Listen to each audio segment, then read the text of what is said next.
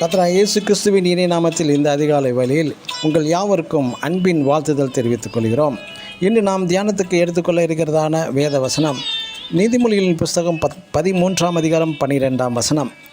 நெடுங்காலமாய் காத்திருத்தல் இருதயத்தை இளைக்க பண்ணும், விரும்பினது வரும்போது ஜீவ விருட்சம் போல் இருக்கும். ஆமேன். காத்திருத்தல் என்பது சில மணி நேரமும் பல நாட்களும் பல மாதங்களும் வேறு சிலர் பல வருடங்களும் காத்திருந்து அதன் பின்பு மிகுந்த சந்தோஷம் அடைகிறார்கள்.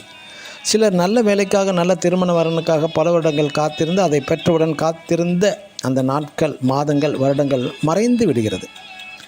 ஆபிரகாம் வாக்குத்தத்தம் பெற்றும் ஈசாக்கு கிடைக்க 100 வருடங்கள் காத்திருந்து ஒரு சந்தோஷமுள்ள ஜீவ விருட்சம் போன்ற மகனை பெற்றான். யோசேப்பின் வாழ்க்கையிலும் பல சொப்பன தரிசனங்கள் கிடைத்தும் அதற்கு முன் யோசேப்பு அனுபவித்த கஷ்டங்கள் கொஞ்சமல்ல நெஞ்சமல்ல.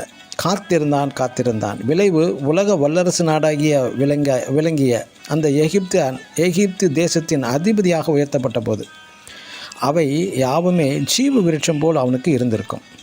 தாவீதை சிறு வயதிலே சாமுவேல் தீர்க்கதரிசி ராஜாவாக அபிஷேகம் செய்தும் பல பாடுகள் கஷ்டங்கள் மலைகள் குகைகள் சொந்த நாடு விட்டு எதிரி நாட்டின் மீது சரணடைந்து ஒளிந்து பயந்து வாழ்ந்து காத்திருந்தான். கடைசியாக சமஸ்த இஸ்ரவேலுக்கும் தாவீது ராஜாவாக மட்டுமல்ல, என் தாசனாகிய தாவீது என்ற ஒரு தேவனாலும் அழைக்கப்பட்டான்.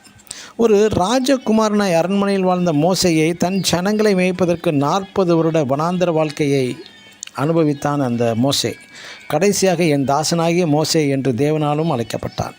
எனக்கு அருமையான தேவனுடைய பிள்ளைகளே, உங்களை காக்க வைப்பது தேவ நோக்கம் அல்ல. அந்த தகுதி வாய்ந்த முக்கிய பதவிகளை தரும் வரையில் உங்களை திருப்திப்படுத்தவே, உங்கள் மனதை பக்குவம் அடைய வைக்கவே நாட்கள் வரும். அந்த நாட்கள் வரையில் காத்திருத்தல் மிக மிக அவசியம். நீங்கள் உங்கள் வாழ்க்கையில் காத்திருந்து சோர்ந்து போக வேண்டாம். கண்டிப்பாக ஒரு மிகப்பெரிய உயர்வு ஜீவ விருட்சம் போல் வரப்போகிறது. ஆமேன். God bless you.